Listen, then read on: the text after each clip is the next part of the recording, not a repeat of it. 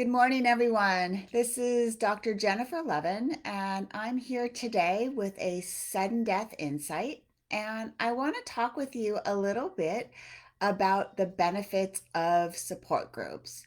I'm often asked whether or not you should join a grief support group.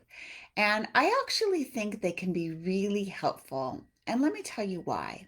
The reason is it gives you an opportunity to interact with other people who speak your language.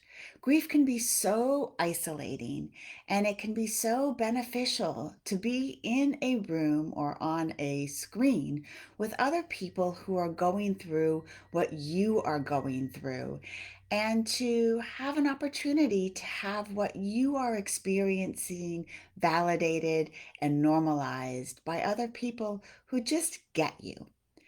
So, let me tell you a little bit about different types of support groups. There are general grief groups, and if you're lucky, you might even be able to find a traumatic grief group or a grief group that deals specifically with sudden loss. It can be very difficult to find these groups, so you might want to try looking through Psychology Today and actually search for a sudden death group or a traumatic loss group to see if you can find one. There's also groups that are therapy groups or peer-led groups. Peer-led groups are facilitators who are peers, individuals who are not therapists, who are trained to lead support groups. And then therapy groups are groups that are led by mental health professionals. Now, these groups can take place online or they can take place in person. Um, they can take place at churches, they can take place in hospitals, they can take place at community centers, at private therapist offices, various different places. So be creative in looking for where these different groups might take place. Now, costs can vary. A lot of the peer groups are free or might have a small registration fee, whereas a therapeutic group or a group led by a therapist usually does have a fee associated with it, but some insurances may reimburse those groups. Now, people ask about the downfall of some of these groups.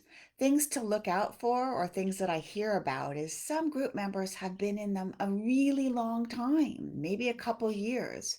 And I'll have clients say, oh my gosh, I don't want to be in a support group for 3, 4, 5 years. Well, one thing to keep in mind is you don't know that person's experiences. You don't know how many losses they've been through, what else is going on. So don't let that scare you off. Keep your own experience in mind and know that you're there for a reason. It's not a life sentence, and that you'll go for the amount of time that's beneficial for you. I also recommend that you give a support group 3 different times before you decide whether it's right for you. Some sessions are better than others, and so give it a little bit of time. Also, you might find a moderator who may not be as skilled as you were hoping for. So, again, give it a couple times before you decide if that's the right group for you. And if it's not, go ahead and look for another group. There's lots of wonderful groups out there, especially with the online resources that are available for you. If you have questions about support groups, feel free to email me at info@fromgrieftogrowth.com. Be sure to check out my podcast at Untethered Healing from a Sudden Death. You can find me at Spotify and Apple and all the other podcast listings. And thank you so much for listening to the Sudden Death Insight. Take care of yourself and have a great week. Bye for now.